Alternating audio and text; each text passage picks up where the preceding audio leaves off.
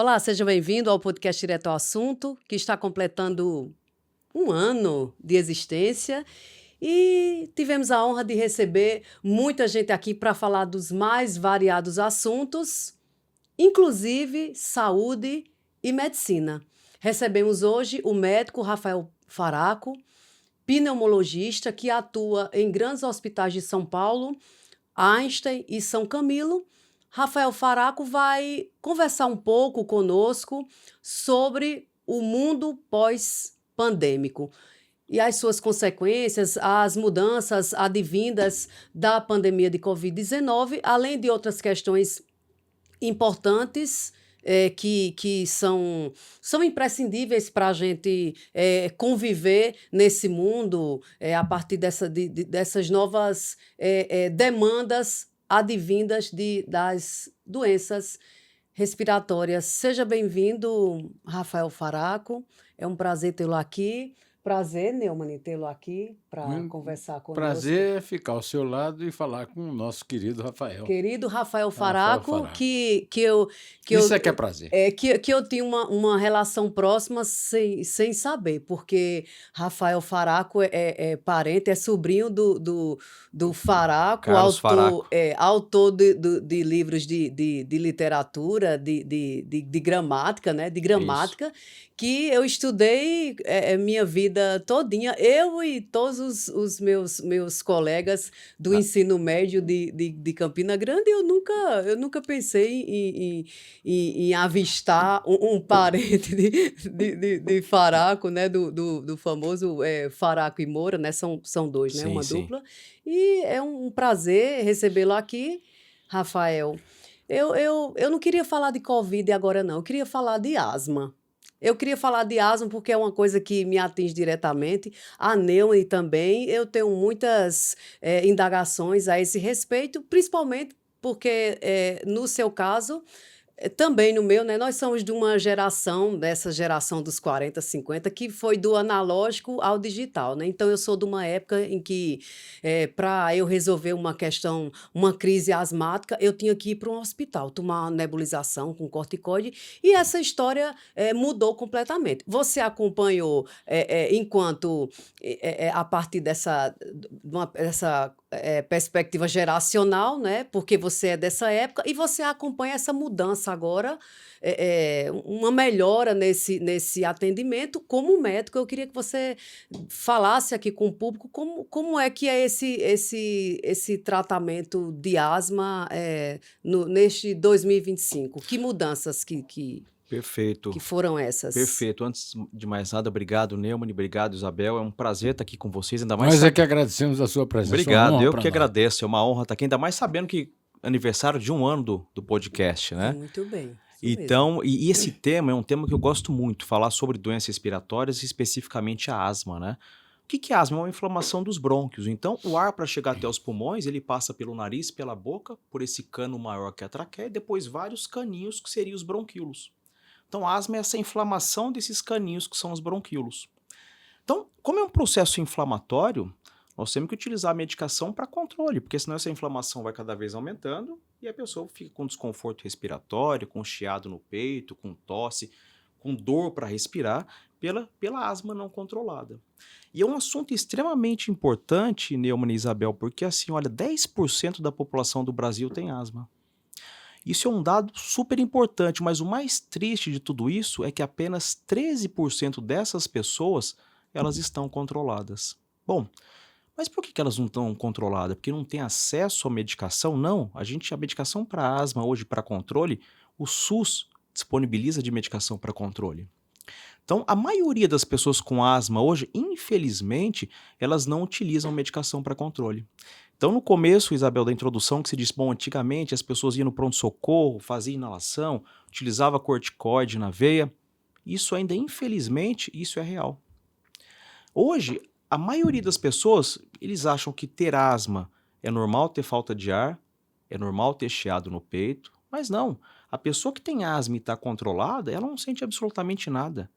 Um dado interessante, 8% do pessoal da Olimpíadas de Paris, 8% dos atletas têm asma. Bom, mas como assim? A pessoa é atleta, como que tem asma? que utiliza a medicação para Que é controle. controlada, né? Exato. Então, a pessoa que tem asma e está controlado, vida absolutamente normal. Bom, mas espera aí, Rafael. Eu conheço uma pessoa que tem asma, ela tem falta de ar, ela chia o peito, ela usa bombinha e melhora. Mas isso não é normal para asma? Não. Isso acontece na pessoa que tem asma e não está controlada. Quem está controlado não sente absolutamente nada e vida que segue. Então, por que é importante esse bate-papo nosso? Para educação também das pessoas.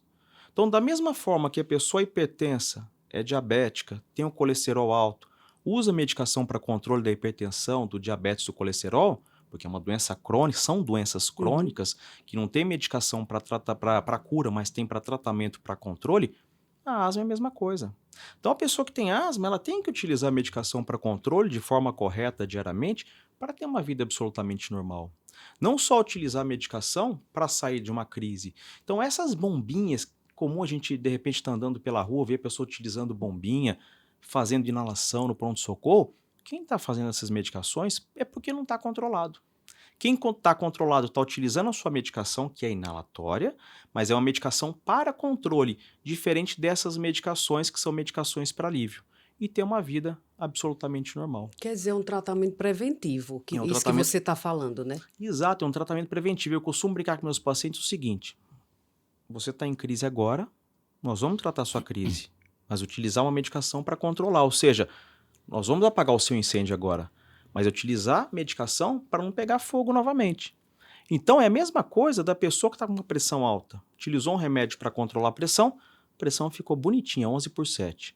Mas vai ter que usar a medicação todos os dias da pressão para ela continuar bonitinha, 11/7. Não utilizar a medicação só quando a pressão subir. Então a asma, ela é uma doença crônica que precisa de medicação de uso contínuo para controle. Como é que é, então, o meu caso? Por exemplo, na infância, eu fui um asmático de não dormir à noite, dar trabalho para minha mãe, ficar balançando a minha rede para poder eu respirar, né? E depois que eu passei pela adolescência, a asma sumiu. Quer dizer, eu não tomo controle, não tenho controle nenhum e não tenho asma. O que é que Perfeito. aconteceu comigo? Perfeito. Sabe o que acontece, Neumani? Cada pessoa com asma tem uma história, uma evolução natural. Então, tem pessoas que tiveram asma na infância, encerrou por ali. Outras tiveram asma na infância, fica um intervalo sem sintoma algum e volta na idade adulta. Outros nunca tiveram na infância e começa, né, na idade adulta, que a gente fala asma de início tardio. Então, cada asma, não existe uma única asma, existem várias asmas e cada asma vai manifestar de uma forma adequada em cada pessoa. Quer dizer, uma hora ela vai se manifestar, é isso? Pode ser que comece a se manifestar ou não. Teve lá na infância, se resolveu e acabou. Até por o pulmão, por crescimento, por alterações fisiológicas nossas, que acabou resolvendo por lá. Mas o que acontece? É comum as pessoas falarem assim, bom, o que está acontecendo comigo que eu nunca tive nada na infância e agora, né, na idade adulta eu tenho asma? Isso pode acontecer? Pode. Mas quando a gente para e faz uma anamnese, uma entrevista retrospectiva, a gente pergunta, olha, quando muda o tempo, tem chiado no peito? Quando fica gripado, fica resfriado, tem muito chiado no peito, tem falta de ar? Quando fica gripado, resfriado, muda o tempo, fica com aquela tosse mais prolongada que demora para melhorar? Sim, doutor, isso acontece com frequência. Então, isso é um quadro de asma que não tinha um diagnóstico prévio. Então, às vezes as pessoas acabam subestimando o diagnóstico e o quadro clínico, os sintomas.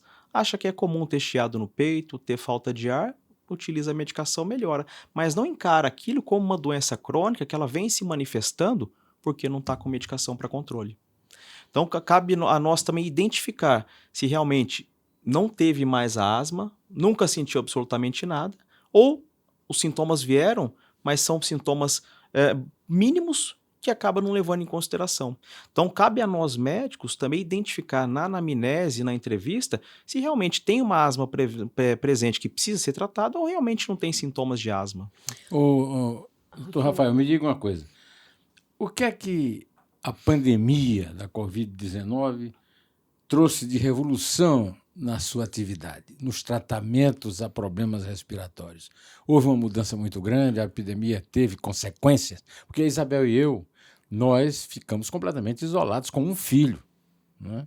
Ficamos isolados, trancados aqui, eu não ia na calçada do edifício.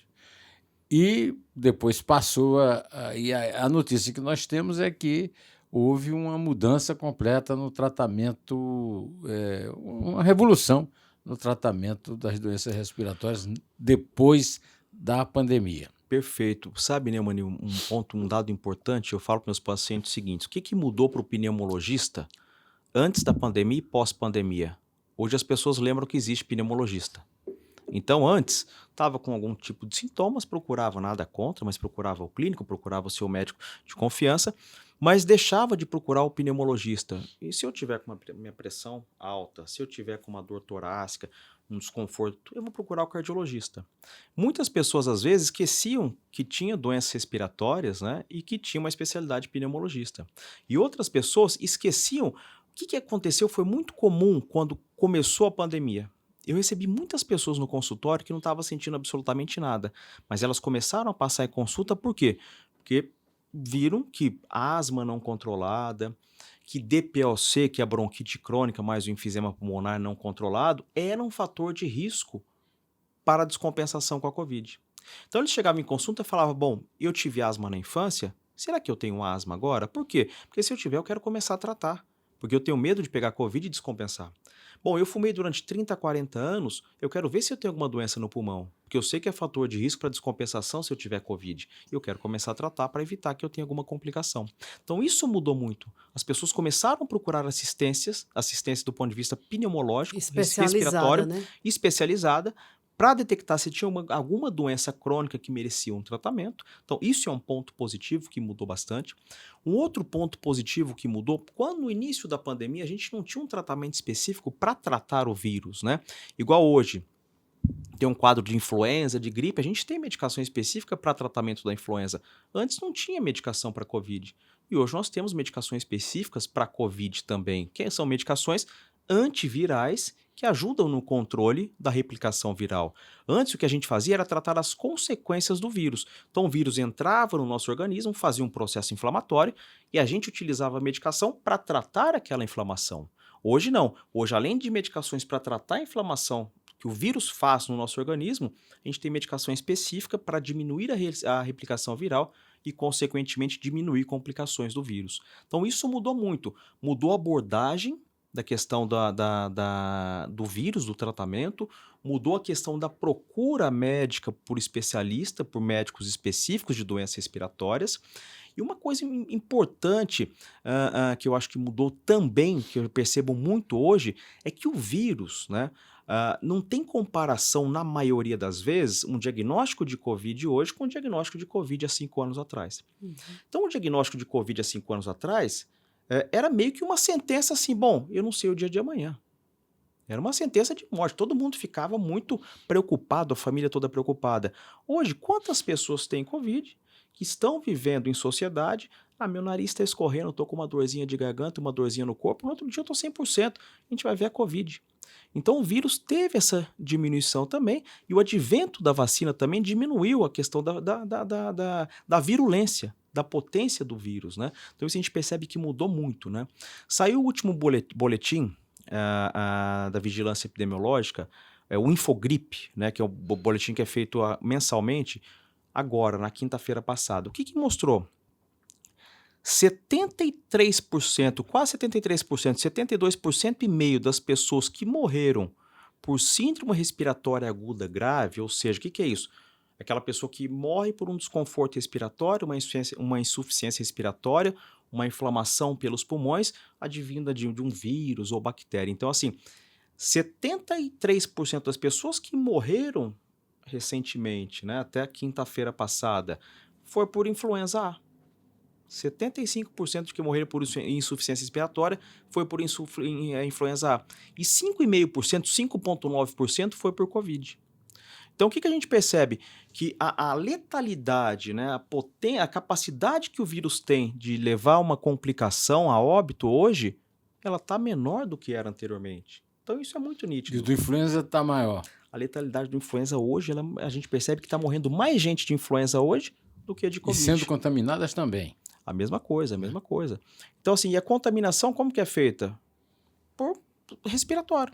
A gente tosse, a gente espirra, a Saliva. pessoa inala, saliva e acaba pegando o vírus. Então, um ponto importantíssimo, aproveitando esse bate-papo nosso, é a necessidade de atualização das vacinas, tá? Então, isso, pessoal, eu estou falando assim, do ponto de vista geral. Obviamente que tem pessoas que pegam Covid hoje e ainda morrem? Sim, morrem muito, né? Mas, de uma forma geral, a mortalidade pelo Covid de hoje está menor do que 2020, 2021, sem dúvida nenhuma, tá? Isso tem a ver também com vacinação, e o vírus também ele vai diminuindo a sua virulência. Porque não é vantagem para o vírus também ele continuar a ser muito virulento, né?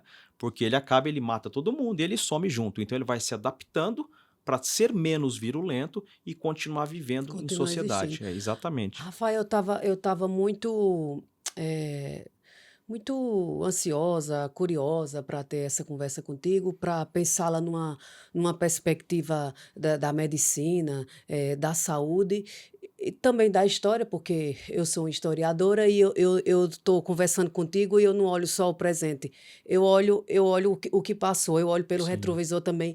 E assim, as doenças respiratórias, isso que eu estou dizendo é um dado absoluto. Elas são muito traumáticas. Eu tive asma a minha vida toda, a minha infância, assim, um dos eventos traumáticos da minha infância foi a asma. Por isso que eu quis começar pela asma. E assim, eu não sou a única no mundo em relação a doenças respiratórias, porque assim, você pode passar a vida inteira sem ter um problema no fígado. Mas, assim, é um dado absoluto que todo mundo vai ter uma gripe na vida, né? Vai ter uma gripe, vai ter uma tuberculose, vai ter uma Covid, uma influenza, Uma uma pneumonia. pneumonia. Então, essa conversa é muito importante, é muito necessária, porque você está falando aí da Covid-19, da vacina, e no século XX, nós tivemos duas grandes pandemias, uma lá já no fim da guerra, né, que matou cerca de 20 milhões de Da Primeira pessoas Grande Guerra na Mundial. Primeira Grande Guerra, né, Mundial.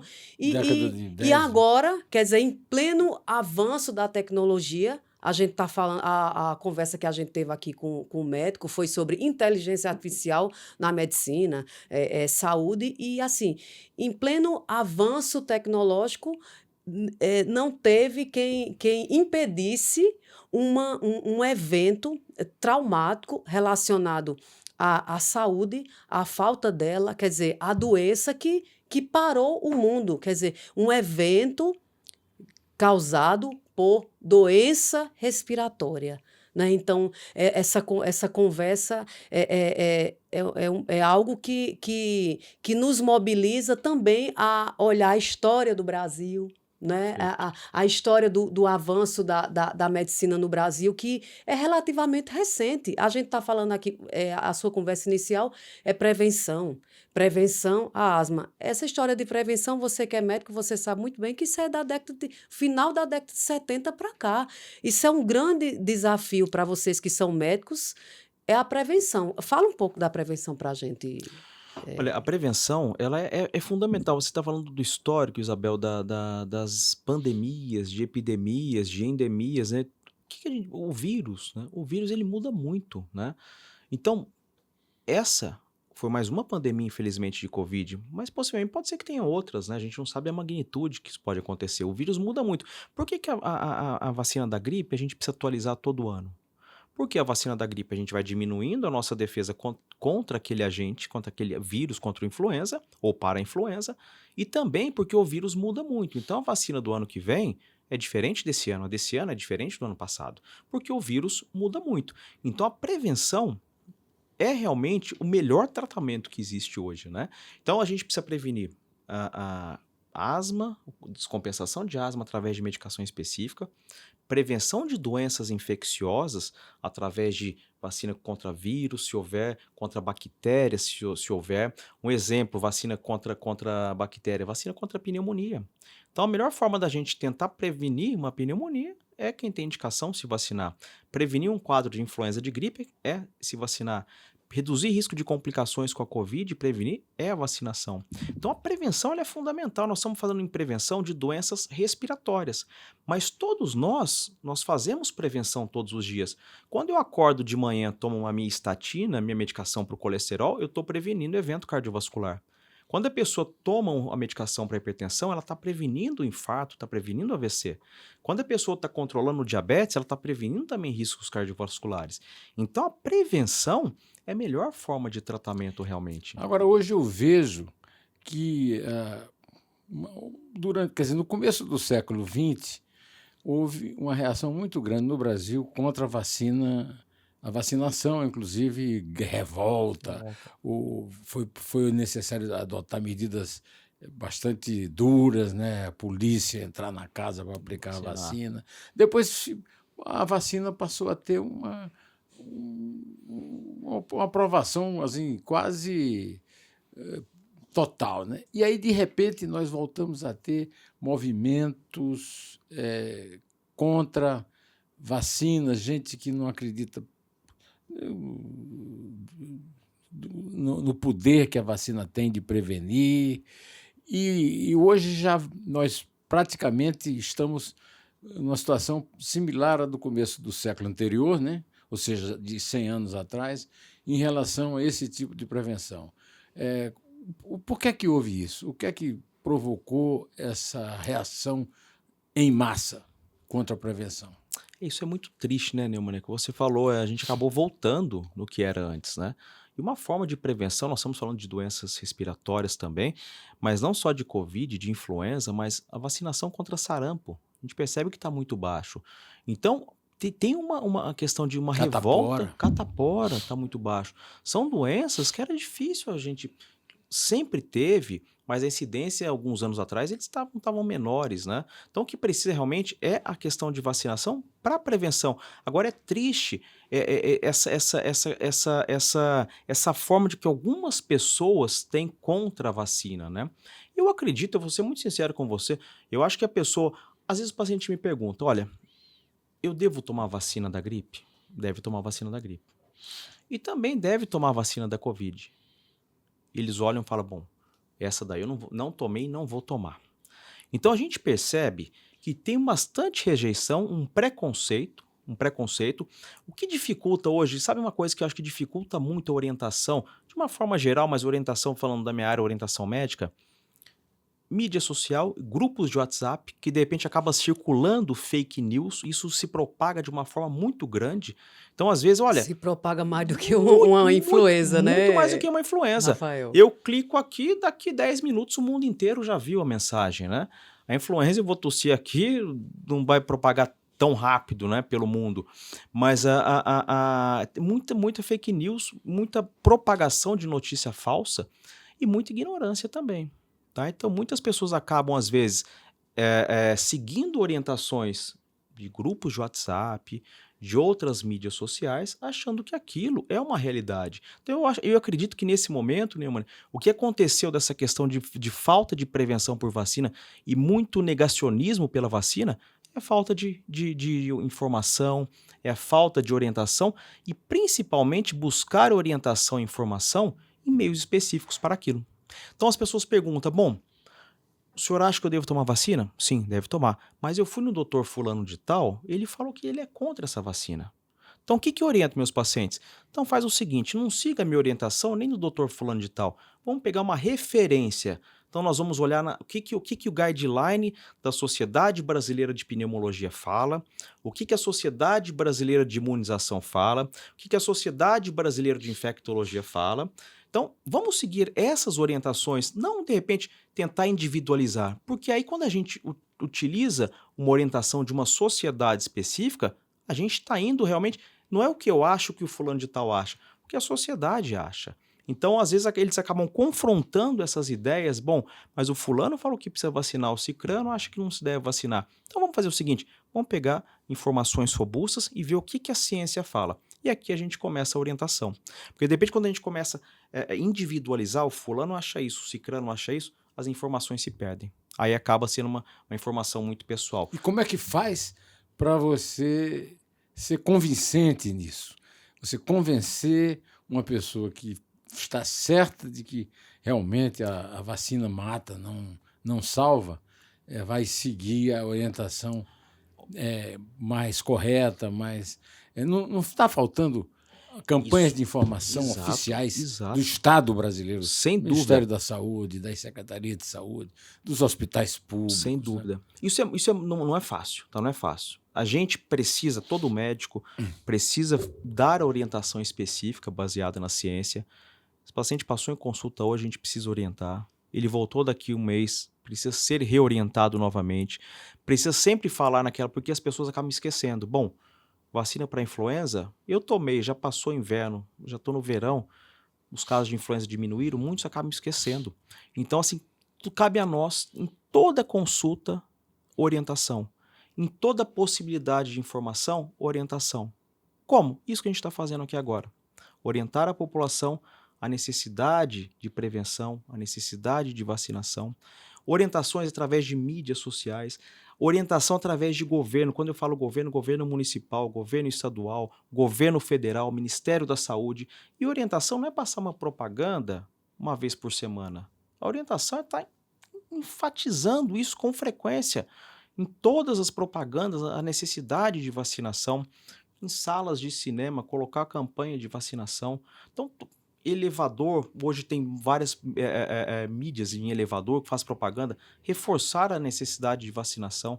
Então, acho que quanto mais a gente orientar, educar a população, o sucesso, a chance de ter um sucesso, isso aumenta. Por exemplo, um sucesso tão grande que foi o Zé Gotinha. O Zé Gotinha. De repente, cadê o Zé Gotinha? O Zé Gotinha hoje tem algumas propagandas que... parece que ele está no ostracismo, né? Aparece algumas vezes, Zé mas... Gotinha parece que o Zé Gotinha está velho como eu, assim, tá com senilidade. O Zé Gotinha envelheceu e aí deixou de ser eficiente. Sabe que eu lembro, né, quando eu estava na escola, no colegial, não é nem colegial, 5ª, 6ª série, até antes, 3ª, 4ª série, eu lembro que na minha escola eu estudei no interior de São Paulo, em Mococa, e lá eu estudei na escola do estado. Eu lembro que campanha de vacinação, o Zé Gotinha chegava até a escola e fazia toda aquela orientação, aquele barulho que precisava realmente. Ô, Rafael, essa questão que Neumann trouxe lá para o começo do século XX, para colocar como foi esse processo aqui no Brasil, né, no início do século passado, de se orientar as pessoas a tomar a vacina, tanto que essa orientação foi na base do decreto, né?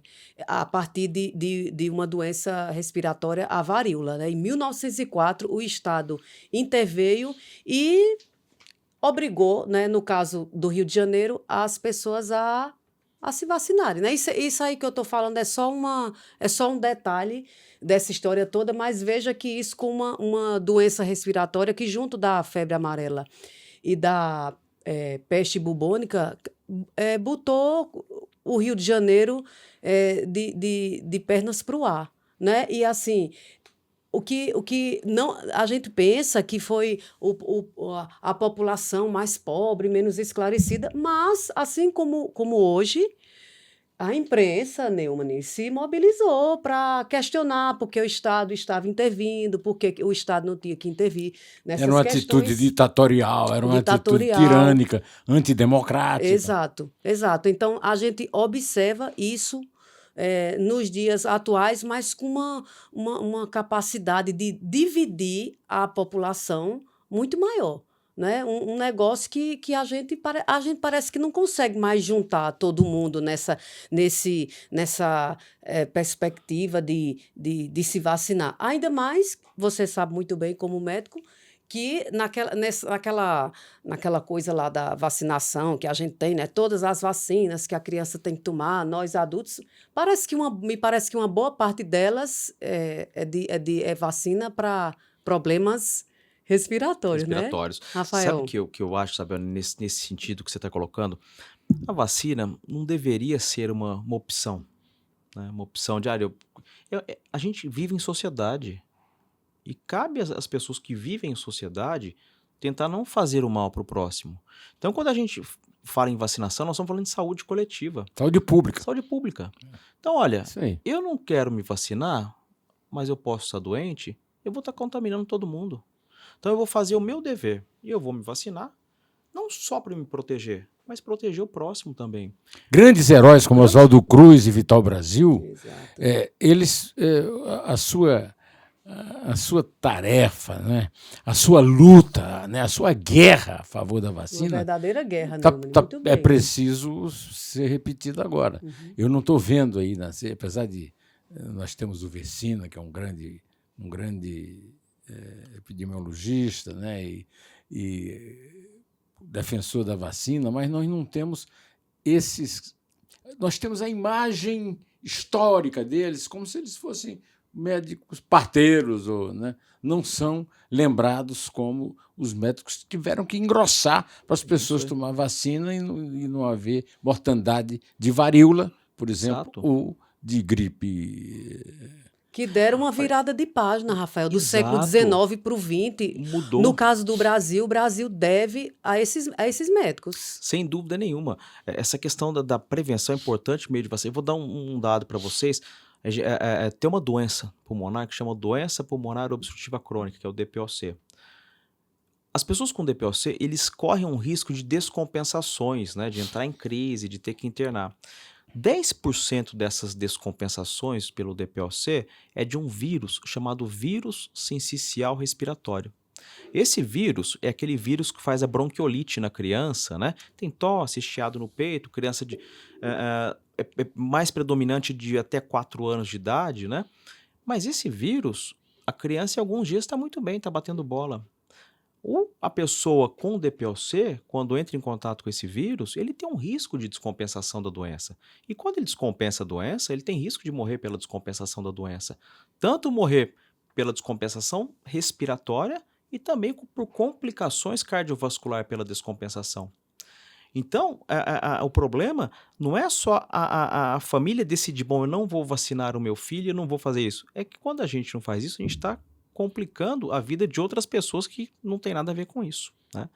Então, essa questão é Estão importantíssima. levando à morte, inclusive, Exato. pessoas que não têm nada a ver com a sua decisão. Exato, exatamente. Não tem o menor espírito público. O nisso. menor espírito. Nem o Estado tem. Exato. Estado, prefeitura, União, Sem tem dúvida esse nenhuma. espírito político de forçar a barra. É o caso de forçar a barra para a prevenção. É obrigado a prevenir. Obrigado a prevenir, porque e quando a gente previne, além de reduzir risco de morte, né? Agora vamos falar de uma outra forma também que as pessoas às vezes colocam isso, bom, custo, né? Quando a gente faz uma prevenção de uma doença, o risco de internação diminui. E uma internação, não estou nem falando diretamente do risco direto de vida, mas estou falando de risco também de aumento de custo para o governo. Uhum. Uma internação por asma, por DPOC, por pneumonia, é muito mais caro do que uma dose de Do que vacina, prevenir, do que né? prevenir. É. Então, assim, falando agora em saúde pública do ponto de vista financeiro, o custo fica muito menor quando a gente previne e evita internação. Os custos de internação, eles são altíssimos, né? E esses custos, a pessoa interna por uma determinada doença pode ter uma complicação naquele momento que não tem relação direta, às vezes, com aquela doença, acaba internando por um motivo e acaba ficando internado por 20, 30, 40, 50 dias, 6 meses, 1 ano, por outras complicações. Então, nós estamos falando diretamente do impacto de saúde, que isso não tem preço, porque a vida é única, né? Para aquela pessoa que acontece é 100%, agora tem um impacto também do ponto de vista financeiro, falando em saúde pública. Então, a prevenção sempre é o melhor caminho realmente, tá? E é muito mais barato. É muito mais barato. É. Rafael, e outra, eu nem tinha pensado nessa observação, não era nem uma pergunta, é uma observação porque me veio agora à cabeça muito necessária. A automedicação em relação às doenças respiratórias é muito maior, né? Porque é um desafio muito grande. Eu acho que de todas as áreas, eu acho que o desafio maior é para quem lida, o médico das doenças respiratórias. Por quê? Porque é aquela questão, como todo mundo, uma hora tem uma gripe, tem uma doença respiratória, então a automedicação, né, dá um jeito ali de tomar uma medicação. Ah, vai passar. Quer dizer, é uma gripe, eu não vou morrer de uma gripe, né? Ah, não, vai passar. Então, essa questão da eu imagino que seja um desafio, e você trouxe um dado muito, muito bom aí, quer dizer, depois da pandemia, as pessoas ficaram realmente com medo de morrer, né? Com medo de morrer, de repente eu tô com asma, eu tô com a falta de ar. Isso pode não ser uma besteira, uma tolice que eu vou resolver com um remédio. E eu tenho que fazer uma visita a um médico. Eu acho que na tua área esse é um grande desafio, porque É não tem, sabido essa mulher. não tem, não tem ela, como. mulher ela sabida. já sabe, Eu fiquei entende, entende. Porque, quer dizer, quem nessa vida não se automedicou com a Isabel, gripe, né? isso, Quem isso, não se automedicou? isso que você está Que falando. atira a primeira pedra, né, Exato, Rafael? exato. Isso que você está falando é realidade, tá? Agora, o mais triste do ponto de vista respiratório da automedicação, o que que acontece? Bom, tô com uma dor de cabeça, tô com o nariz escorrendo, utilizei uma medicação por conta própria, ok. Uma dor no corpo, utilizei um analgésico, perfeito. É que às vezes, para qualquer tosse, para qualquer espirro, as pessoas acabam utilizando corticoide errado. Corticoide, a cortisona, tem efeitos deletérios a médio e longo prazo. Só para vocês terem uma ideia, dosagem às vezes acima de 500 miligramas de corticoide por ano, mas isso é muita coisa. Não, não é muita coisa. Muitas pessoas utilizam, se a gente pegar a dose cumulativa durante um ano, muitas pessoas utilizaram por uma gripe, por causa de tosse, essa dosagem de corticoide. E o corticoide utilizado erroneamente sem indicação, ele pode levar a alterações desde o fio de cabelo até o dedão do pé. Ele aumenta o risco de doença ocular, ele aumenta o risco de osteoporose, aumenta o risco de doença cardiovascular, ele aumenta o risco de diabetes, né? Então, assim, o corticoide, para gente, pneumologistas, muitas pessoas com qualquer quadros respiratórios automedicam por conta própria com corticoide. Então, isso é terrível, né? Por quê? Porque isso é um mal para a pessoa importantíssimo e na maioria das vezes pode ser irreversível. E uma segunda medicação que as pessoas se automedicam com frequência é antibiótico, né? Então, felizmente, com às vezes o controle, mas nada tem o controle 100% de antibiótico, muitas pessoas conseguem o antibiótico, então muitas pessoas acham que está com tosse, nariz correndo, com catarro, vou ter que usar antibiótico para melhorar. Isso acaba criando uma resistência bacteriana, que isso é um dos grandes problemas, possivelmente, que nós vamos ter em breve, né? Resistência bacteriana. Hoje, às vezes, a gente vai tratar uma pneumonia por um antibiótico que há 5, 7 anos atrás tinha um efeito muito bom. Hoje, esse antibiótico, algumas pessoas que teriam que fazer efeito, já não faz efeito. Então, acaba criando resistência àquele antibiótico por uso indiscriminado. Então, gripe, resfriado, quadros virais, não é para utilizar antibiótico, não é para utilizar antibiótico por conta própria, porque isso vai criar resistência bacteriana. Eu estou falando do ponto de vista respiratório, mas antibiótico de uma forma geral. Importante. Super Antibiótico importante. tem que ser ministrado Tem que ser. por indicação médica mesmo. Indicação médica. Então, hoje é comum, às vezes, o paciente chegar para a gente. E também, no mesmo caso, o corticoide, né? Corticoide. É isso aí, o corticoide. Mas o corticoide é vendido livremente. Eu não vou falar nome comercial de medicação aqui, mas assim, muitas pessoas chegam na farmácia e queriam um xaropinho para tosse. E o balconista chega com um xaropinho para tosse, mas esse xaropinho para tosse é um corticoide líquido. Uhum. Então, outros, e utiliza aquele xaropinho uma semana. A gente vai ver depois dose cumulativa, foi uma dose altíssima de corticoide. Isso vai dar problema. Descompensa diabetes, descompensa hipertensão e pode dar problema crônico lá na frente, né? Então, corticoide é terrível. Corticoide também sob orientação médica e antibiótico também com orientação médica. Porque a resistência bacteriana é um problema muito presente no dia a dia. Não só no hospital, como também na comunidade, né? É comum os pacientes chegam para a gente no consultório hoje que já utilizou por conta própria 2 tipos de antibiótico por conta própria. Mas como você conseguiu? Eu consegui porque eu já tinha, que o meu filho utilizou ano passado e sobrou. Eu tinha porque eu fui no pronto-socorro há um ano atrás e tinha aqui. Ou eu consegui um outro local, ou tem um parente que me falou esse farmácia antibiótico é bom, vendeu. ou a farmácia vendeu, Farmácia. que sem receita nenhuma, e acaba criando resistência bacteriana, que é um grande problema a resistência bacteriana. E isso é deletério, né? Dependendo, tem bactérias que estão surgindo aí extremamente graves, né? Que a gente, nesse momento, e a indústria de antibiótico, ela não avança à medida que tem a mutação das bactérias. Então, o antibiótico para surgir demora muitos anos, né? E essa bactéria para ter uma resistência, o antibiótico para ter uma resistência, isso é rapidinho, né? Então muda muito rápido. E a indústria não consegue acompanhar essa mudança com antibióticos, E a né? história explica muito isso, porque nós temos 500 e poucos anos de história e mais de 300 anos sem médico, É isso. se automedicando, É né? isso. Se automedicando não com medicação, com erva, com o que a gente tinha disponível, né? Com o que estava disponível na Na natureza. Então, natureza. por exemplo, o Ministério da Saúde é de 30. É muito recente, né? E eu não podia. A gente Estou não dizendo podia. que a mulher sabia? Não, eu tenho Sabe obrigação. tudo, Não, né? eu tenho obrigação de saber, Neumann. Não, eu tenho obrigação de É saber. historiador. Eu tenho História. obrigação. E eu gosto, o assunto. Eu gosto do assunto. E outra questão também para a gente concluir essa conversa é sobre o estigma em torno das doenças respiratórias, que eu queria muito conversar com você, Rafael Neumann, e também, que recentemente a gente conversou, não falando sobre médicos, sobre saúde, mas era uma conversa advida de um livro que eu estava lendo sobre a história da velhice no Brasil, que eu até comentei na outra conversa com o Fabrício Machado, que esteve aqui para conversar conosco.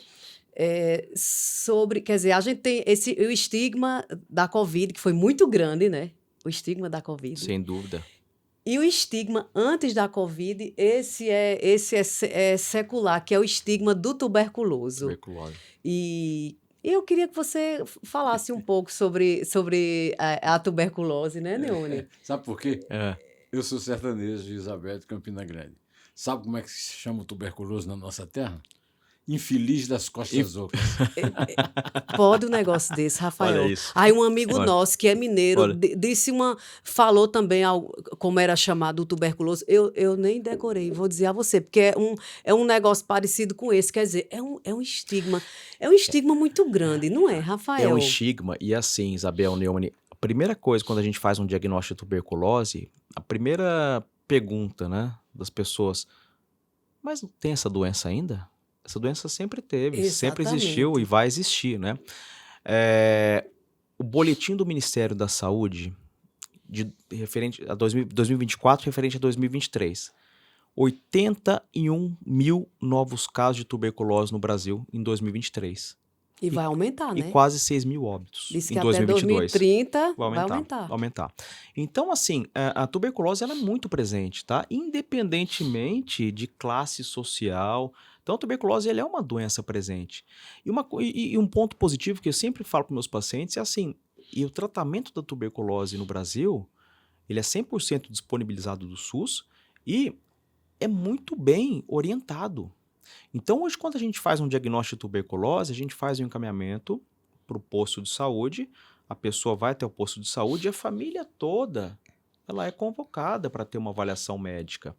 E esse tratamento ele é supervisionado. Muitos postos de saúde, eles orientam as pessoas a irem diariamente até o posto para pegar o remédio, né? Então, o controle ao tratamento, isso é muito, muito bom e isso é muito importante. Mas é uma doença extremamente prevalente ainda e se não tratada de forma adequada, isso leva à mortalidade, tem uma mortalidade alta, né? Então, o que precisa realmente na questão da tuberculose, é orientação. Então, aquela tosse prolongada, quais são os sintomas de tuberculose? Geralmente uma tosse prolongada, acima de 3, 4 semanas. Geralmente a pessoa acaba perdendo peso, sua muito à noite, né? Febre no final do dia. Então, esses são sintomas típicos de tuberculose, mas não são todas as pessoas com tuberculose que têm todos esses sintomas típicos. Então, assim, aquela tosse acima de 3, 4 semanas, passe com o seu médico para ter uma avaliação. Não estou falando que todo mundo está tossindo 3, 4 semanas, é tuberculose, porque hoje a maioria das pessoas estão tossindo mais que 3, 4 semanas por um quadro viral, né? Mas 3, 4 semanas de tosse, uma tosse que não melhore espontaneamente, independentemente de pensar em tuberculose ou não, é importante uma avaliação médica. Inclusive, se for tuberculose, ter o diagnóstico e tratar de forma correta. Então, a tuberculose é uma doença muito prevalente. independente do local que a gente mora, do local que a gente convive, tuberculose ainda tem bastante realmente, Da classe tá? social. Independentemente de classe social, né? Mas a tuberculose é muito, muito, muito comum, tá? E o diagnóstico é feito pelo quadro clínico e exames de imagem, né? Raio-X e, se possível, tomografia do pulmão, de tórax, né? E aí, a partir do momento que a gente tem uma lesão suspeita de tuberculose, a gente vai pesquisar o bacilo, que o meio mais comum de ter o diagnóstico é através do exame do escarro, né? Então, e as pessoas que convivem próximo daquela pessoa com tuberculose, se tiverem indicação, utilizar a medicação preventiva para evitar que o bacilo vire doença em algum momento da vida aí, tá? Então, tuberculose é muito, muito, muito comum e nós estamos em 2025 e tuberculose é muito prevalente, independentemente, igual o Neumann falou, de classe social também. A gente viu esse estigma agora com a Covid, né? Principalmente no início, que as pessoas apavoradas, quer dizer, a pessoa com Covid era igual um antigo leproso, né? O leproso bíblico, a imagem do leproso bíblico, que virou hanseníase, né? Agora a gente chama de hanseníase. A gente viu isso com a tuberculose no decorrer do século XX, Neumann. A gente falou na nossa outra conversa com o bibliófilo sobre Manuel Bandeira. Manuel Bandeira teve tuberculose, ele se isolou porque ele tinha vergonha de sair de casa. Cecília Meirelles tinha vergonha de sair de casa porque ela não queria dar explicação sobre sua aparência. Roquete Pinto também, né? E olha só, o nome da tuberculose também era tísica, né? Tísico. Nossa, a palavra é tísico. Olha, ocorreu agora. Tísico. Minha gente, tísico é um estigma. Eu agora vou usar as expressões da nossa terra. Tísico é um estigma, cachorro da moléstia, não é? Tanto é que Rafael, o pneumologista, quando a gente faz a pneumologia, a Sociedade de Pneumologia se chama Sociedade Brasileira de Pneumologia e Tisiologia. Por quê? Porque também trata tuberculose. quer dizer, uma pessoa com um problema de... Uma pessoa muito magra, era muito comum a gente dizer que era tísico. Sim. Quer dizer, a gente estava associando um preconceito. uma magreza extrema Preconceito. a uma doença. É um preconceito. Só, né? Igual a comparação com a Covid, as pessoas na época do auge da Covid, a pessoa nem precisaria estar com Covid, mas se ela tossisse na esquina, a pessoa ia sair correndo para bater na pessoa. Ficou trágico. Eu lembro uma reportagem que eu estava vendo na TV, Porque... que a pessoa estava em um bar, não sei aonde, a pessoa engasgou na TV. E a pessoa chegou e bateu nele, porque achou que ele estava com Covid tossindo. Não, mas ele tinha engasgado com a comida. Então, é o preconceito. Rafael, o preconceito. É trágico. As pessoas... Meu Deus do céu. É muito trágico. Eu não tive como esquecer da tuberculose por conta desse estigma e trazer, né? Quer dizer, esse estigma foi atualizado agora com a Covid. Com a Covid. E é super comum, tá? Super comum e as pessoas... preconceito, isso sempre tem. Aí que a gente volta na questão da orientação. Cabe a nós sempre estar orientando o que é a doença, as formas de contágio, necessidade importante de diagnóstico e tratamento específico, de segmento médico, tá? Então é importante essa orientação para tentar diminuir esse preconceito, independentemente de tuberculose ou de qualquer outra doença aí, né? Muito bem, Rafael. Excelente conversa. Excelente papo. Obrigado. Ficaria mais tempo aqui.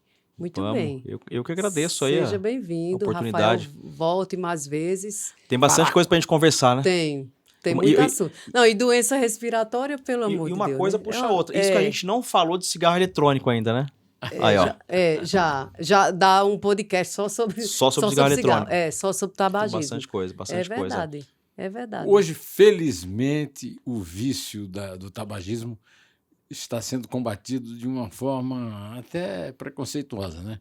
O que é uma coisa positiva. O tabagismo realmente não é mais aquele charme social que havia antes, com os filmes. Aproveita para concluir, isso, Rafael, que a gente não pôs isso na nossa fala sobre cigarro eletrônico. É isso que o Neumann falou da questão primeiro do tabagismo, depois... Neumann, você falou preconceito, porque assim, a pessoa que fuma, ela ficou vetada em tudo que é canto, né? Se fumava em avião, pelo amor de Deus, se fumava em avião. Hoje não pode. E era né? chique, né? Era chique. Vem para o mundo Filmar de Marlboro, né? Era chique. Agora... Carros de velocidade. propaganda, muito anúncio. Era isso. E a pessoa que não fumasse, né, ele estava fora de moda. Hoje não. Hoje a pessoa que fuma, todo mundo que está próximo já olha, é meio deixado a escanteio, né? Por isso, nesse cenário, né, do preconceito do tabagista que surgiu o cigarro eletrônico, né? Porque o cigarro eletrônico... Que é pior do que o cigarro. Pior do que o cigarro. Explica por que é Conta. pior. Ele é muito pior do que o cigarro. E o cigarro eletrônico, socialmente, né, ele é proibido no Brasil a utilização do cigarro eletrônico, mas socialmente, se a pessoa estiver fumando um cigarro eletrônico próximo, às vezes o outro que está do lado nem percebe. Por quê? Porque ele tem uma essência, ele tem um cheiro, né? Cheiro agradável. Um cheiro agradável, não libera tanta fumaça igual o cigarro tradicional. Só que o cigarro eletrônico, Eles vendem na porta de restaurante. Vende na porta de restaurante. Na porta de restaurante vende na praia. Outro dia eu estava na praia, a pessoa vendendo cigarro eletrônico igual vendendo queijo, vendendo cigarro eletrônico. Sorvete e cigarro eletrônico. E o que a gente sabe do cigarro eletrônico até hoje? Já se sabe bastante coisa, mas ainda precisa de mais tempo de estudos também, porque é relativamente novo. Muito recente. Mas o que sabe é que a concentração de nicotina do cigarro eletrônico ela é muito maior do que o cigarro tradicional. Então as pessoas falavam assim, bom, eu vou parar de fumar o cigarro tradicional, eu vou para o cigarro eletrônico. Só que no cigarro eletrônico tem sais de nicotina. A concentração da nicotina é muito maior. Então a pessoa começava a fumar o cigarro eletrônico, e depois voltava a fumar o cigarro tradicional uma quantidade muito maior, porque a dependência química à nicotina aumentava. Isso nós estamos falando de dependência química, mas além da dependência química, no cigarro eletrônico tem outras centenas de substâncias de metais pesados que são cancerígenos também. Tem a questão da temperatura, que aumenta o fator de risco também para câncer de boca. É né? uma tragédia, É uma tragédia. Tem um produto que eles utilizam no cigarro eletrônico, que é um produto utilizado... Foi feito um estudo recente de 55 marcas de cigarro eletrônico, né? E dessas 55 marcas, 75% dessas marcas tinha produtos utilizados na culinária. Só que esses produtos que utilizam na culinária, para dar sabor naqueles biscoitos amanteigados em bolo, eles foram feitos para a gente comer, não foi feito para inalar. Para inalar, para passar para o pulmão. Para passar para o pulmão. E quando inala aquele produto que tem no cigarro eletrônico, isso aumenta muito o risco de ter uma doença que chama bronquiolite obliterante. O que é bronquiolite obliterante? É uma doença inflamatória que dá nos pulmões, inflama os brônquios, inflama os alvéolos, diminui a troca gasosa e o pulmão ele pode diminuindo, ele vai endurecendo pela bronquiolite, né? E além disso, é comum, às vezes, acontecer no cigarro eletrônico, lesão pulmonar aguda pelo cigarro eletrônico. Então, seria uma inflamação pulmonar, e essa inflamação difusa que faz pelo cigarro eletrônico, o impacto é gravíssimo, aumenta o risco de morte. Tem pacientes que vão para intubação, que precisam de cuidados no UTI. Paciente jovem. E assim, Isabel Neumann, pasmem, tem pessoas com 12 anos fumando, às vezes, cigarro eletrônico, né? Meu Deus, então, que precisa realmente uma política extremamente repressiva para isso. É ignorado pode, esse não assunto, pode. né, Rafael? Não pode, é um cigarro... Nós já cruzamos com muita gente vendendo cigarro eletrônico na porta de restaurante. Na porta de restaurante, jantar, é isso. Você vai jantar é isso. E tem essa questão, então aumenta muito a dependência que aí química. A refeição você come aí tem vontade o de cigarro. fumar E a pessoa, às vezes, se estivesse aqui com cigarro eletrônico, né, a pessoa nem percebe que está fumando, passa despercebido. Então, assim, tem essa questão social, né, que não tem tanta agressão, vamos dizer assim, do que o cigarro tradicional, né? Não forma aquela fumaça. Só que a agressão é muito maior. Agressão é muito maior. Então, acaba sendo socialmente aceitável, mas é proibido. Mas é outro assunto que precisa ser muito orientado, educado. E reprimido. Reprimido. A repressão de cigarro eletrônico é muito leve, é muito leve. Nem existe. Nem existe, quase. Praticamente inexistente. E assim, nós estamos falando de doença pulmonar, tá? Não estou entrando no mérito de doença cardiovascular, de outros tipos de doenças que também tem relação com o cigarro eletrônico, né? Possivelmente, se daqui a algum tempo a gente conversar, eu vou ter mais subsídios para falar de outras doenças que surgiram do que hoje. Então, vai aumentando cada vez mais o conhecimento. E esse conhecimento do cigarro eletrônico é só notícia ruim, não é notícia boa. Então, realmente precisa ser punido mesmo, né? Muito bem, Rafael. Espero que tenha gostado da conversa. Nós gostamos. Adorei. Obrigado, gente. Obrigado. Foi um prazer estar aqui com vocês. Já falei para a Isabel, para o Neumann. Quando vocês precisarem, vai ser uma honra estar aqui novamente. Obrigado. É isso aí, pessoal. Até a próxima. Tchau. E vem pra cá. Vem para o Direto ao Assunto, o podcast do momento. Tchau, pessoal.